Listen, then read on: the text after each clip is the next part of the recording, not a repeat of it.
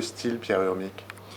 C'est le style de celui qui travaille, qui ne va pas ménager ses efforts, qui s'est attelé au dossier immédiatement, avec des journées bien remplies, des amplitudes horaires qui sont aussi bien remplies. Et donc avant de m'exprimer, je tiens vraiment à m'imprégner de tous les dossiers. Je me rends compte que malgré mon ancienneté dans cette maison, en tant qu'élu d'opposition, il y a des tas de dossiers que je connaissais peu, enfin, je connaissais ce qu'on voulait bien m'en dire, et donc il faut vraiment que je m'imprègne de la réalité de ces dossiers.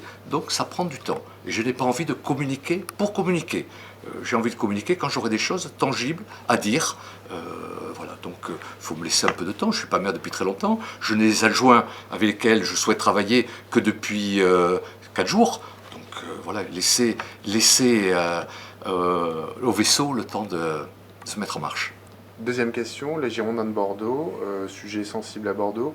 Est-ce que vous demandez toujours la tête de Frédéric de Longuepée?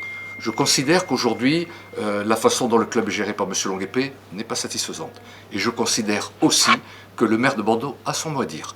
J'ai été très surpris d'être immédiatement taxé d'ingérence parce que je me suis exprimé sur les Girondins. Ce à quoi j'ai répondu, écoutez, il faudra vous habituer à mon ingérence. Je considère que le maire de Bordeaux a son mot à dire.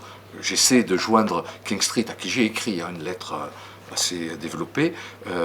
J'essaie de joindre téléphoniquement le responsable de King Street, M. Herman.